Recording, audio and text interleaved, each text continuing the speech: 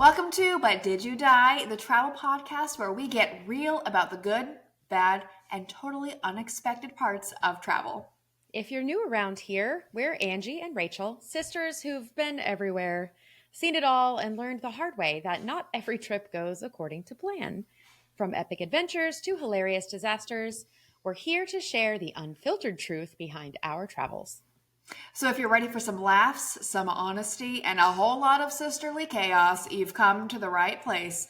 Let's dive in. It's good to be here in episode 31.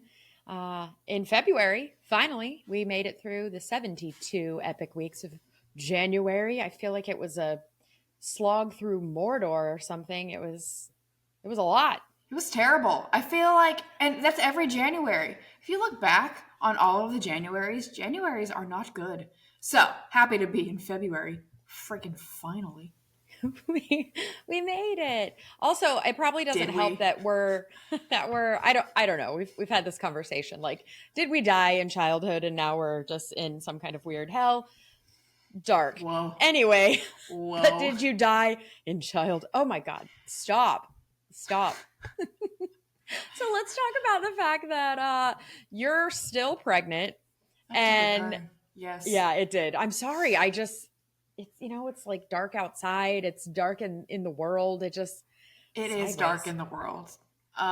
What is going on? What is going on would be a good one, because we could talk for 17 hours per day on what is going on. Like, you've mentioned a couple of times, maybe not on the podcast, but for our faithful listeners, Rachel has this thing going on called pregnancy rage. Normally I'm ragier than of the two of us, but Ray is giving me a run for my money. If you thought your January was hard, I can't drink. I can't drink through this. Stop. I'm mad about everything on behalf of everyone, and I can't stop. There are people I cannot talk to anymore. There are shows I can't watch. Just anger. There's a Netflix documentary that I had to stop watching because I was so angry that the police mishandled the evidence. So I'm learning a lot about me and my rage and pregnancy. But speaking of pregnancy, you threw me a baby shower this weekend. Well, that took a turn. I did. That was lovely. I hope you enjoyed it. I was really afraid you were going to be mad at me, so I really pulled out all the stops. I didn't want to get in trouble. No, it was good. You did not. I'm trying to think of something not political, but also a joke, but I can't. That's appropriate. Yeah. No, it turned out really fun. I made enough food for about 1,100 people, and it was too much. Also, the fact that we didn't invite any boys, that is where my disconnect with food went, because normally I have like 12 guys over, and it's our brother and the boys, and they eat all the food. But it was good. It was a travel themed baby shower, of course. What do you expect? And I'm probably going to make a blog post out of it because affiliate links. Why not? I would have eaten a lot more if I didn't have gestational diabetes. But anyway. Oh, here we go with even more bad news. Actually, it's not the end of the world we're discovering. It's not quite as bad as we thought, but it's still no fun. Yeah, I'm fine. I am, like, even Ben said I'm handling it well. And I'm like, it's just a thing that is happening, and it's not terrible. There's much worse things happening to everyone else. Maybe that's the whole thing, is that you're like, it could be so much worse. It could be a lot worse. At least you got some perspective. Yeah. Okay. Yeah. We gotta lock up this. The Super Bowl happened, and it was the most boring game of all time. In addition to, I didn't think the commercials are that great. Honestly, we're relying a lot on celebrities and not a lot on ideas. Yeah. Rage. Yeah. I don't know. It wasn't a great game in comparison to some recent games. And also, my little empath heart hurts for the people who lose, like, so much. And it was such a beating that it was all I could do not to cry. I had to go home and finish watching, not at a Super Bowl party, because I felt so badly for the Chiefs, which, no, the Chiefs don't need me to feel badly for them. They still went to the Super Bowl. Like, you're still in the NFL. Your life is great, whatever. But I was just sad. You get there, some people only get to the Super Bowl once, and it's just such a big deal. So it makes me so sad because there always has to be a loser. Yeah, but like think back to how happy and ridiculous their celebrations were in the past. It's like, okay, you guys had your moment. Like, Well, I'm they happy. get it. They Yeah. get it. And I'm just as happy for the Eagles. Like, I don't care who wins in this circumstance, but I'll tell you what, if the Jaguars ever make it to the Super Bowl, I'm going to be unwell because we'll probably lose and I'm just going to be unwell. I can't handle it. So let's just never go. The Jags, don't worry, we won't. Right? Du-vaaaaallll. Oh my goodness gracious, how have we not talked about this yet? We can't get into that. Is that guy still the coach after that? You know, I feel for him. Quick and dirty. Jaguars got a new coach. He said our tagline in the weirdest possible way a person could say it. And it's I don't know. It's a little too niche to be on SNL, but it could fully be like a whole yikes. You know, he's tried again since, and it's still weird. But oh, no, where did we find this guy? I mean, whatever. It can't be worse than it's been. It's a rebuilding year. I've been saying that for 30 years. 30 years. All right. Well, everyone, this is usually the part of the show where we do travel news. However, we are going to save that for after our topic. You'll see why. But we are about ready to dive into what we are talking about this week. Ange, take it away. So I just got back from Tupelo, Mississippi. This was my second visit there, actually. The first was in 2021, pre-kids, like pre-adoption, pre-so many things. So much has changed with me. Not that much has changed in Tupelo. There's some new hotels, there's some new restaurants, but by and large, it is still the same sort of adorable Mississippi town that has the cutest main street, that with the oldest department store, like the oldest family-run department store still in existence in the United States. It's called Reed's. It's been going since 1905. They also have Tupelo Hardware right across the street from that. The store where Elvis's mom bought him his first guitar on his birthday when he was just a wee one. So wow, it's all just sort of preserved. I think the main draw for Tupelo for many, many years has been Elvis. I think January would have been Elvis's 90th. So there's lots of big celebrations this year for the king. But yeah, that's where he was born. That's where he spent his young life. So there's one of the main things people do there is go to the birthplace. He was born in this little tiny house, and now there's a chapel on site. You get weddings there, and there's Elvis music everywhere you go, and just like a lot of tributes to his life and his impact on music and his impact on the town. So kind of cool. If you don't know anything about Elvis, it's still cool. I think a lot of people are like, okay, well, that doesn't have anything to do with me. If you start paying attention, you will be shocked how quickly an Elvis reference just sort of like bubbles to the surface in your life. There is so much woven into American culture from his songs, just from his time on earth creating music. Really interesting if you just start listening for it. Like when you say something like, thank you very much. Like our dad says that all the time. And I was never necessarily. That's a dad thing. I didn't. That's an Elvis thing? It's an Elvis thing. Yeah, it's an Elvis thing. And there's so many things that are Elvis things that once you start paying attention, you're like, oh my gosh, Elvis actually does have an impact in my life somehow. Yeah, even if you have little kids, if they've ever watched Lilo and Stitch, Elvis is all in that movie. And you might not even know that it's Elvis. And there's a new Lilo and Stitch coming out, a live action. But I noticed that on the Super Bowl. It was so funny. Nobody was paying attention. And then they were like, what's on the field? What is that? And it's the cutest little Stitch. It was very cute. Oh, the dogs noticed, that's for sure. I'm sure they did. Well, Nora did. I'm sure that's cool. Nora did. Yes. Question for you. What airport do you fly into to get to Tupelo, Mississippi?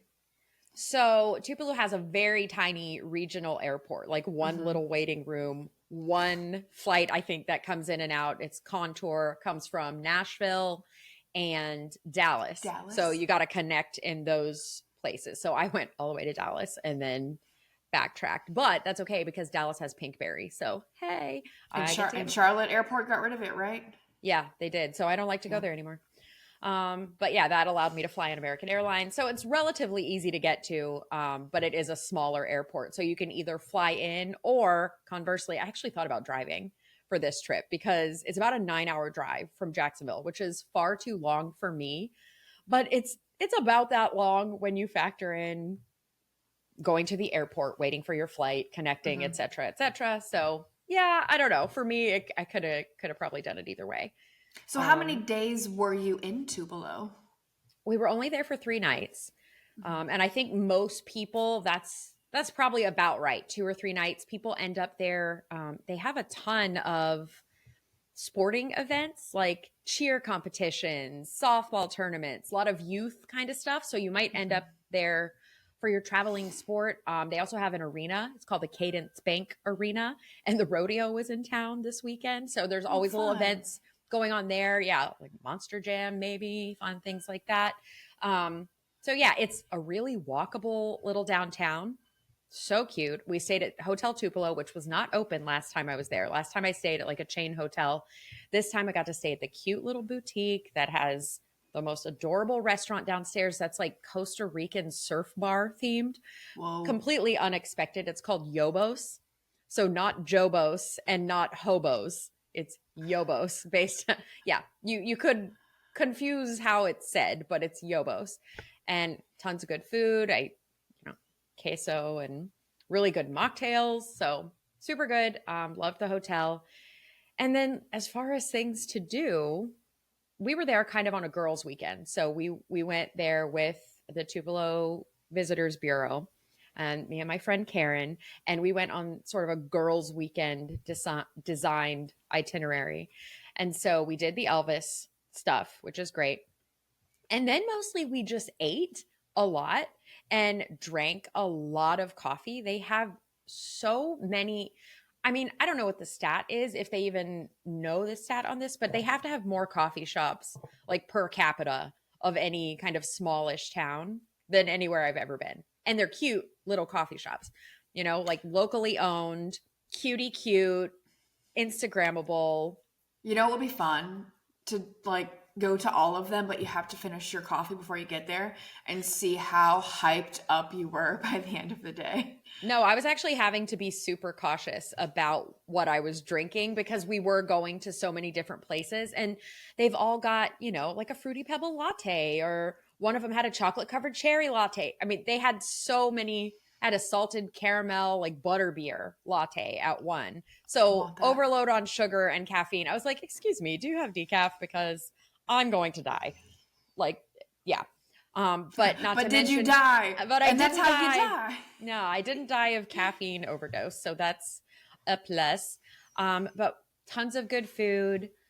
Really interesting shopping. I'm not a huge shopper, but they have a lot of independently owned shops. And like I said, Reed's the department store. It's very cool to be able to go into a store that you can't go into anywhere else. I think when you travel around the US, it's kind of like going to Orange Park. Everywhere you go has the exact same stuff. You got a T Road, you got a Chili's, you got a Dillard's, like everything is the same kind of in all the suburban areas. And Tupelo has a lot more mom and pop stuff in a concentrated area, which I really great for a girls' appreciate. weekend because you're getting like little knickknacks and trinkets and coffees. So there's one shop that's called Relics, and it's like an antiques and collectibles kind of place. And it's like the size of a city block, a big giant brick warehouse situation right next to the train tracks. And it has so much stuff. And of course, I flew, so it's not like I could bring 5 mid-century modern leather yellow chairs home with me, which I wanted to, but if you did drive, then you could bring all kinds of stuff home. But yeah, a little bit of everything. And then lots of other vintage stores, and then just cutie cute shops, which I almost bought everything in every shop for your baby shower because I was on my way home and I was like, oh, onesie. Oh, this is a onesie. Oh, this is another onesie. So I didn't spend all my money, but I did spend some of my money. let me say 3 things that I really loved. So we went out to Fresh Farm, which is woman-owned business, this gorgeous greenhouse on a farm, and she has classes. She has bouquet subscriptions. So when the flowers are blooming, you can get a new bouquet every week. And she has a little trailer. Oh, I can't remember the name. I think the trailer's name is Pearl. And she takes Pearl around to events, and you just buy flowers and bouquets and all the fresh stuff that she grows at the farm. But we did a craft inside the greenhouse where we took all the different fresh or dried flowers because it's winter, and we made little glue crafts that we could take home as souvenirs. So, I love a craft. And then we went to this place, another woman-owned business called Charcutie. And she started this business. Oh my gosh, it's so cute. She started this business as like a pandemic side hustle, and then it became a brick and mortar. And now it's where you go to learn how to make really cute charcuterie boards and charcuterie cups. They have classes. It's really good for like a bachelorette weekend or something where you need something to do with the gals where you can all gab and snack and whatever. And they just have the cutest little brick and mortar location. And it's right across from this Airbnb that holds a ton of people. So you can have a great time. It's like made for a wholesome bachelorette party, it sounds like.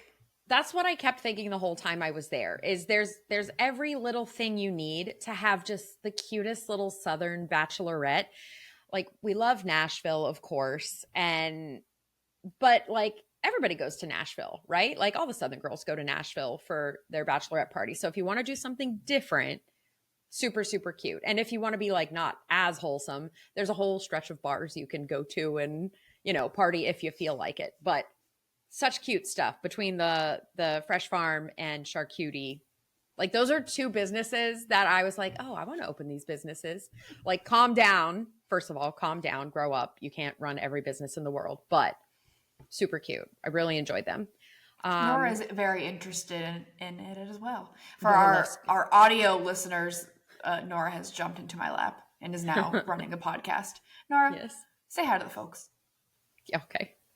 She's like, no, thank you. What else?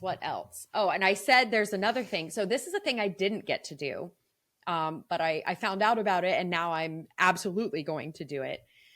So there's this company called Blue Delta Jeans, and they do custom bespoke measurement jeans to fit your body. So it is perfect for every little curve and fit. You know how hard it is to find jeans that fit right? Because I've never found jeans that fit my body. And right. Either your hips are too big and your waist is too small, and you're either too tall or too short. Like, you can't buy that necessarily off the rack. So I go to Old Navy and I buy the short ones and just hope for the best. You know what I mean? Like, that's usually as good as you can do. Well, Blue Delta has jeans that are custom fit to your body. They take a zillion measurements. Where are you going? I'm letting Nora host. I'm listening. They take a zillion measurements and give you these incredible jeans. And it's a whole process. Like, it's, a whole process you get to do. There's a display in the lobby at Hotel Tupelo of different thread and fabrics. So, to get you excited.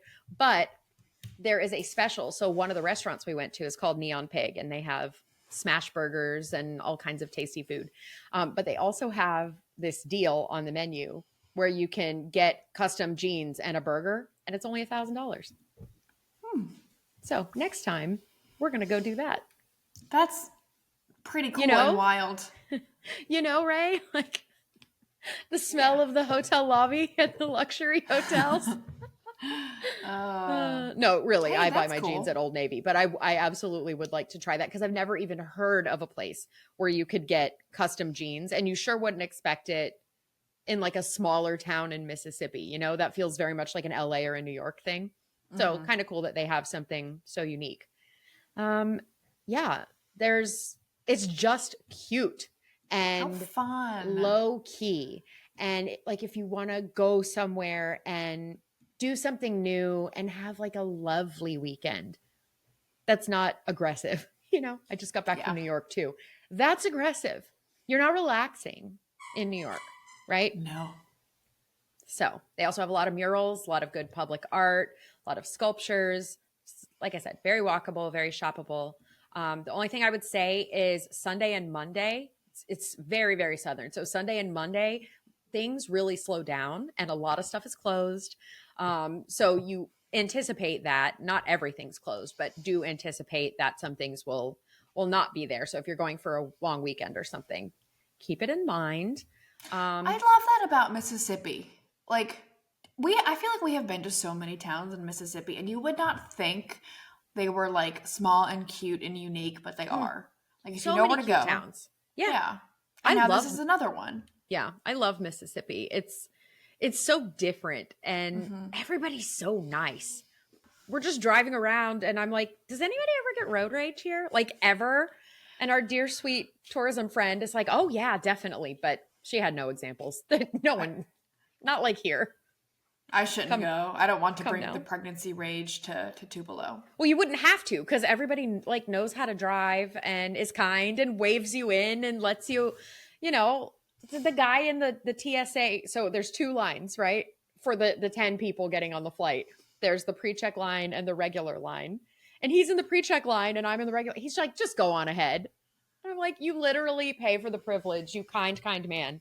And he's just, people are just polite. So I enjoyed it. I would say you may find yourself in Tupelo, if not for a cheer competition or something like that, maybe on a road trip on the Natchez Trace Parkway, which is part of the national park system. It's 444-mile road that follows like an ancient trade route for the Native Americans. We've been to the beginning of it. Now I've been to the middle of it. I've never driven the thing at all, but I would really like to. So someday I am going to do that. That's cute. That's fantastic. Do you remember the beginning of it? Of the Natchez in Franklin? Yeah. Yeah. It was like in our not show. long ago. Yeah. It was longer than you think. It was like 3 years ago. Okay. It was 30 years ago. It was like 4 years ago. Life isn't real. Well, that's so cute. I love it. Adorable. You know, a lot of times in our show we have a disaster, but you do not have a disaster. But this is where the travel news will tie into the disaster. So January was crazy. There were lots of plane crashes, very scary, which kind of makes you kind of like want to rethink airplanes. But how do I say this nicely? We don't need to worry about air travel, even though sometimes I worry about air travel, right? Yeah. I say this as someone who watched 3 hours of footage of the various plane crashes on the way, like while I was flying last week. And that was dumb. There have been a lot of articles coming out this week about aerophobia, which is the fear of flying because of the crashes in Philadelphia and DC and others that have happened. Nothing that was like commercial or, you know, quite that, I don't know, big news, but there have been other ones since then. There's been one in Alaska. There was just one in Scottsdale. So I'm reading this stat that 25 million adults in the US have aerophobia. And I'm not surprised. I don't think you do because there's a difference between a phobia and anxiety. Okay, that's fair. I will go on a flight and be scared about it, but okay, yeah, fine. and I think that's the difference. But it doesn't mean anxiety is not also something to think about because I was sitting there and I was really having to talk myself down from being very stressed out about it. And so much of dealing with anxiety is that, right? Is talking to yourself and saying, air travel is the safest method of traveling. When it's your time to go, it's your time to go. I don't know if that's actually helpful, but it helps me to kind of ground myself in reality and try. I mean, but it was like touch and go for me the whole time. It was trying not to imagine being on the plane and la la la. Like I was really struggling because it's been so long since we've had sort of a commercial aircraft disaster in the US. 16 years. Yeah, that's a long time. Here's the thing. Years? It's been 16 years since the last commercial airline crash. But small planes that are not commercial crash every day. The average the average person, we are not on those planes, so we don't have to worry about it. The reason January felt like there was a plane crash left and right is because we had that commercial one go down. And so then they started, like, the media was like, oh, and then this one, and then this one, and then this one. So we felt like, what is going on? That happens a lot. What helps me with my phobia, that's not a phobia, but a fear. The anxiety. There's an app called Flight Radar where you can see all of the planes currently flying in the world. There's a billion planes flying every moment, and none of them are crashing. Truly, when I start getting nervous, I pull up the app and I just watch planes fly.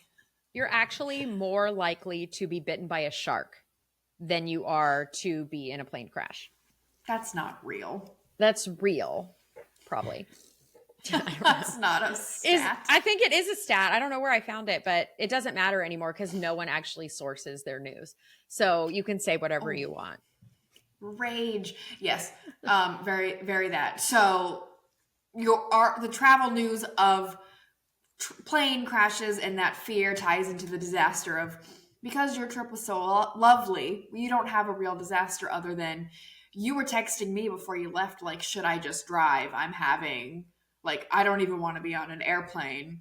We had to talk you down into, it's okay. When it's your time, it's your time. But there are so many flights that, and look, you made it there and back. So yeah, I mean, there you go. The reality is, and I talk about this in my book, I have always had flight anxiety. Also, I've had anxiety about everything always, as you well know, but flight anxiety was really a lot for me when I was younger. The desire to travel, the desire to see people and meet people and do new things all the time, like that made me do it scared. And so I think in the past 16 years, I've gotten real comfortable and really forgot the dangers of it all. And so it was kind of a stark and tragic reminder of, you know, how short life can be and how you just never know. And tomorrow's not promised, and cliche. But yeah, very scary. Especially because it was an American flight, and our friend, our pilot in the sky, Nick, is an American pilot, and he flies those types of planes, and he flies into DC. So the moment I heard it, I was like, oh my gosh, where's Nick? Meanwhile, Nick is sending me memes on Instagram. So I knew we were okay, but truly tragic. I am rolling through my Rolodex. I'm like, okay, where are my pilots? Where are my flight attendants? Where are all my people? And, you know, is anybody traveling right now? And of course, I have all travel friends all the time. So and we had just gone to Virginia. We had just flown into DC. We had just landed on that runway. So I'm like, yeah.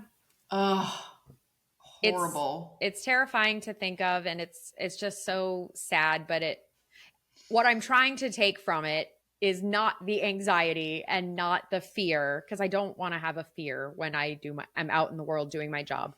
But it's that life is short, and I kind of got out of the habit of sending those texts like, hey, I'm taking off, or how about, hey, I'm traveling. Sometimes I just leave and I don't tell anybody that including my husband.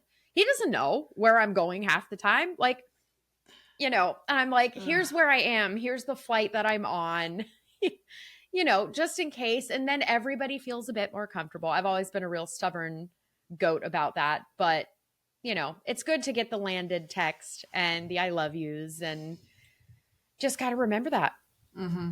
I guess that's the travel tip. Don't watch plane crash videos like I did, because that was dumb. But you need to know the things that help you when you're feeling anxious.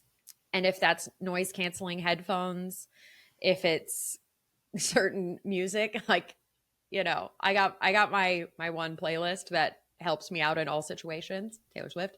So that works. If you are capable of drinking on a plane, for some reason that like drops my blood pressure and I basically pass out if I have one drink. So I can't really do that. But also Rachel is pregnante, so there will be no drinking on a plane for her, but deep breathing, holding your blankie, saying prayers, like whatever, you know, meditating on positive things, whatever it is, kind of be ready to do that. And don't wait till you're on the plane and sweating and about to throw up to be like, oh, I should have thought about the stress. If you think it's something that might stress you out, just be ready. Sometimes if the turbulence is bad, I'll put on like or like an action movie or or Guardians of the Galaxy because they're doing space fighting. You kind of feel, and so it's more 4D for me than scared. I don't know like if a ride. Yes, like a ride at Universal. Because I know turbulence is nothing, so I'm turning it into fun. Smart. That's a great travel tip. That's really smart. That's really. Thank you. Yeah. You're a genius. You're the smartest one. All right. What are we doing this week? Oh my gosh. We have so many changes coming. So many massive, monumental changes coming to our lives. You're having a baby. We got some big stuff going on in my life that I can't talk about yet, but will soon, probably. Are you pregnant? Gosh, no. Ew, gross. Okay. Disgusting.